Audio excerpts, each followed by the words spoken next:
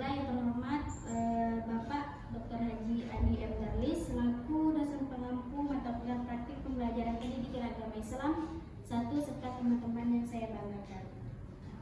Baiklah langsung saja. Assalamualaikum warahmatullahi wabarakatuh. Waalaikumsalam warahmatullahi wabarakatuh. Gimana kabarnya anak-anak? Alhamdulillah, luar biasa, tetap semangat, harus lebih baik. Allahu Akbar. Ada yang gak masuk gak hari ini? Ada Bu. Siapa? Ini. Kenapa Repi? Sakit rumah sakit Bu. Sakit apa? Sakit gigi. Kontrol.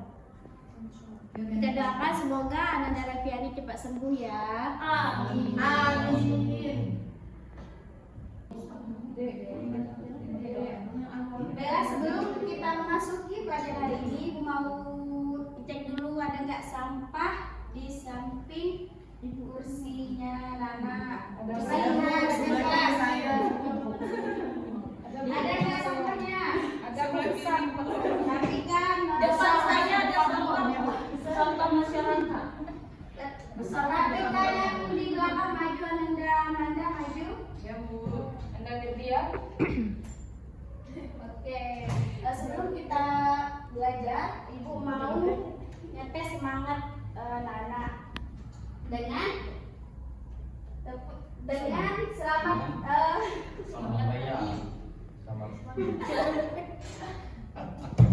Selamat pagi. Baiklah, sebelum kita memasuki pelajaran pagi ini, Ibu mau ngetes semangatnya anak-anak dengan memberikan selamat pagi. Seperti Ibu ya. Ya Bu. Ibu bilang selamat pagi. Kalian jawab pagi. Luar biasa. Oke, kita mulai.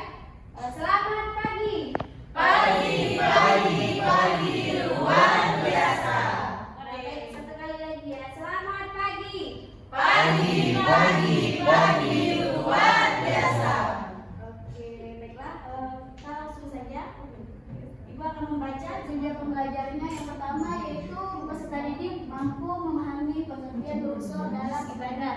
Dan kedua, peserta didik mampu memahami rusuh dalam puasa. Dan yang ketiga itu peserta didik mampu memahami apa itu sholat jamaah dan sholat qasar.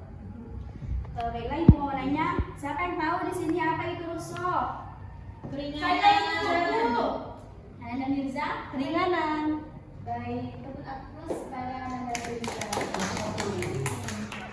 Iya, rusuh ialah secara bahasa keringanan atau kelonggaran, dan secara istilah perubahan dari hukum asalnya karena sebab tertentu dengan tujuan untuk memberikan kemudahan atau keringanan.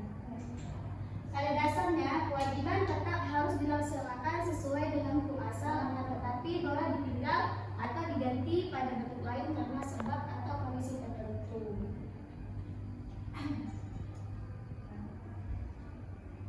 Misalnya, apabila sedang dalam perjalanan jauh, Islam memberikan keringanan atau rukhsah dalam melaksanakan sholat wajib, yaitu dengan cara jamak dan qasar.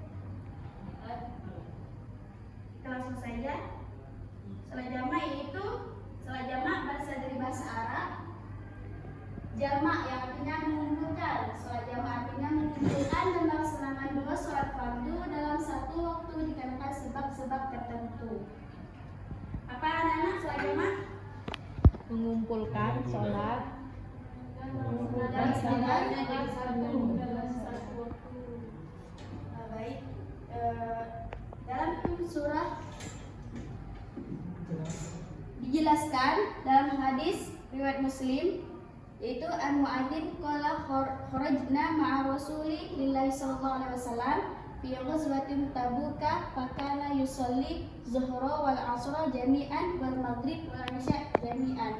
Yang artinya dari Abu Mu'az bahwasanya Nabi Muhammad SAW dalam perang Tabuk, apabila beliau berangkat sebelum tergelincir matahari, beliau mengakhirkan sholat zuhur sehingga beliau menyebutkan dengan sholat asar.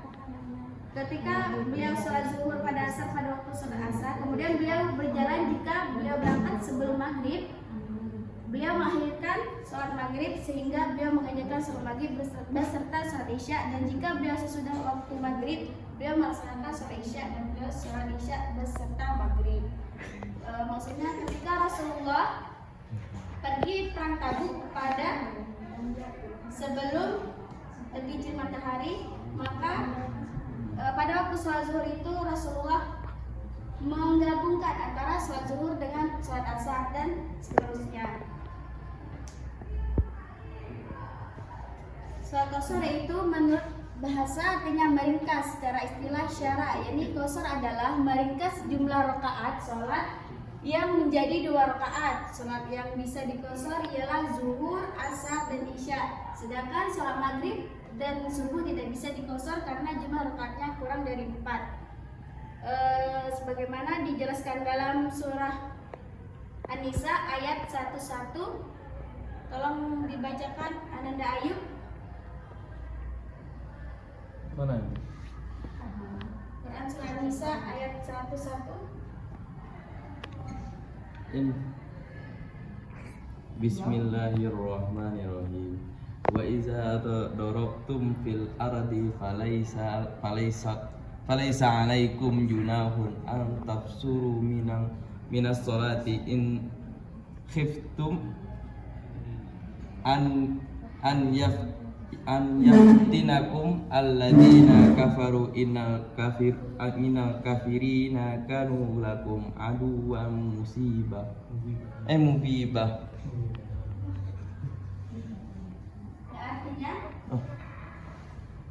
Artinya, apabila kamu berpergian maka tidaklah berdosa kamu mengqasar atau meringkas sholat. Jika kamu takut diserang oleh orang-orang kafir, sungguhnya orang-orang yang kafir itu adalah musuh yang nyata baginya. Surat An-Nisa. Iya.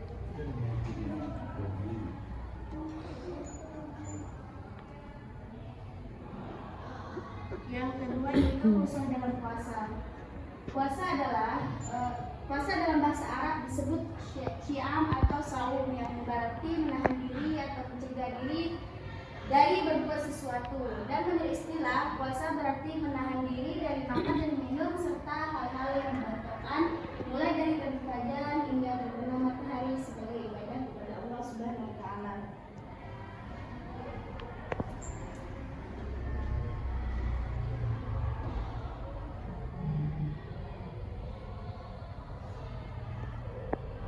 Di sini dijelaskan orang-orang yang boleh tidak berpuasa, yaitu orang-orang yang rusak dalam puasa. Yang pertama, orang yang sakit. Orang yang sedang sakit boleh tidak berpuasa. Jika ia tetap berpuasa, dikhawatirkan sakitnya akan bertambah parah atau memperlambat kesembuhannya. Jika telah sembuh dari sakit, ia wajib mengganti puasanya, jadi mengqadha di luar bulan Ramadan. Ia tidak boleh menunda-nunda hingga datang puasa berikutnya. Dan yang kedua yaitu orang yang musafir. Musafir atau orang-orang yang sedang dalam perjalanan boleh tidak berpuasa selama perjalanan yang dilakukan bukan untuk maksiat yang terlarang. Seorang musafir dapat membeli tiketnya pada hari sesuai dengan jumlah puasa yang ditinggalkannya. Sebagaimana dalam firman Allah dalam surah Al-Baqarah, Bismillahirrahmanirrahim, wa man kana maridan aw ala safarin fa'idatun min ayyamin ukhra yuridullah bikumul yusra wa la yuridu bikumul usra. Artinya, siapa yang sakit atau dalam perjalanan lalu tidak berpuasa, maka wajib menggantinya sebanyak hari yang ia tinggalkan. Pada hari lain Allah menghendaki kemudahan bagimu dan tidak menghendaki kesukaran. Hendaklah kamu mencukupkan bilangannya dan mengagungkan Allah atas petunjuknya yang diberikan kepadamu agar kamu bersyukur. Dan yang ketiga itu orang yang lanjut usia. Bagi orang yang sudah tua, menunaikan puasa tentu sangat berat. Hal ini dikarenakan kondisi fisiknya yang lemah. Ia boleh tidak berpuasa dan perlu tidak mengganti puasanya, tetapi diwajibkan membayar fidyah kepada fakir miskin. Fidyah dibayar pada hari ia tidak berpuasa atau hari terakhir di bulan Ramadan. Jumlah fidyah yaitu liter beras per hari tidak berpuasa. Dia juga dapat berbentuk makanan lain yang bisa mengenyangkan perut. Dan yang keempat itu wanita hamil atau menyusui. Wanita yang hamil perlu menjaga kesehatan agar bayi yang dikandungannya pun sehat. Demikian pula anak yang masih menyusu kepada ibunya, ia memerlukan banyak air susu dari ibu yang sehat. Juga Allah SWT memberikan keringanan pada ibu yang hamil atau menyusui untuk tidak berpuasa di bulan Ramadan. Nah, di sini ada 4 orang-orang yang boleh tidak berpuasa dalam bulan Ramadan. Yang pertama tadi yaitu orang yang sakit, yang kedua orang yang musafir, dan yang ketiga yaitu lanjut usia, dan yang terakhir yaitu wanita yang hamil atau menyusui.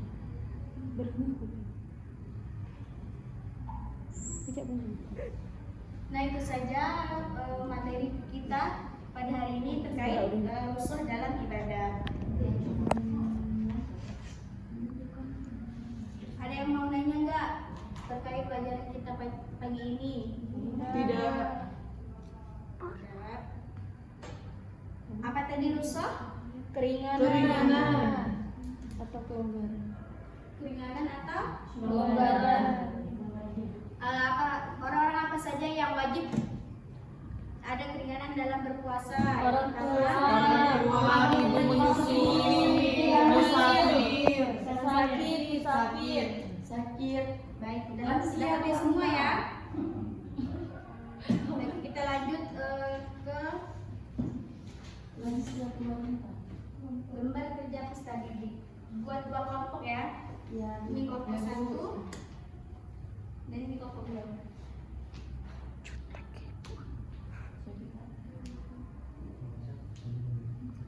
Nanti perwakilan maju ya.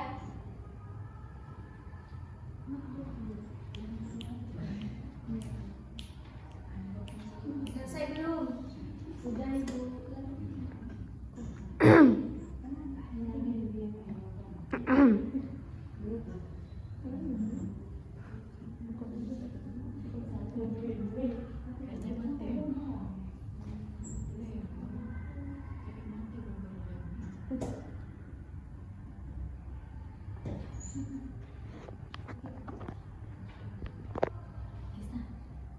Udah belum, anak-anak? Sudah Ibu. Mana soalnya? Perwakilan maju ya. Ya Bu.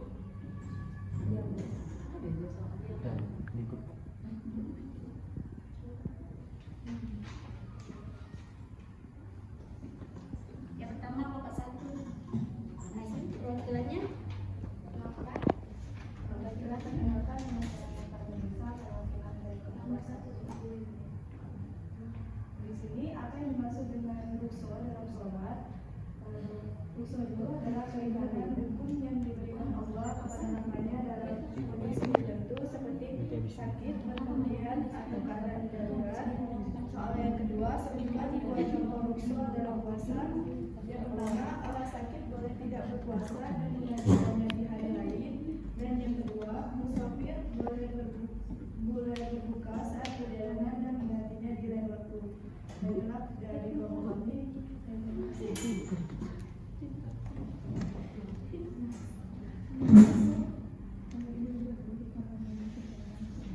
Baiklah, saya perwakilan dari kelompok 2 ingin menjawab pertanyaan dari Ibu Laila. Di mana pertanyaannya, apa yang dimaksud dengan sholat jamaah? Jadi sholat jamaah adalah menggabungkan 2 waktu sholat dalam satu waktu seperti sholat zuhur dan sholat asar. Soal yang kedua, apa yang dimaksud dengan sholat qashar? Sholat qashar adalah meringkas sholat yang asalnya 4 rakaat seperti zuhur, asyar, dan isya menjadi 2 rakaat saat dalam perjalanan. Soal yang ketiga, mengapa Allah memberikan rukshoh dalam ibadah kita? Karena Allah memberikan rukshoh sebagai bentuk kasih sayang kepada hambanya agar mereka tetap bisa menjalankan ibadah dengan mudah meskipun dalam kondisi yang sulit seperti sakit atau dalam perjalanan jauh. Mungkin itu saja dari kelompok 2.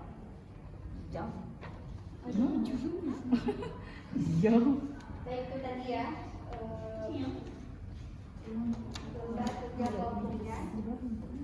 Ibu mau nanya, di sini pernah nggak kalian melakukan rusuh dalam ibadah, baik itu berupa dalam sholat maupun puasa? Belum. Pernah? Kapan dia? Puasa. Tadi apa itu? Saya juga puasa lagi haid.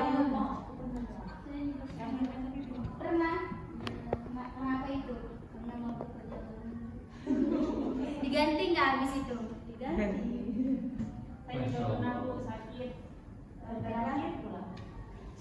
Sebelum mengakhiri pembelajaran kita, Ibu mau nanya gimana pembelajaran kita ini menyenangkan nggak?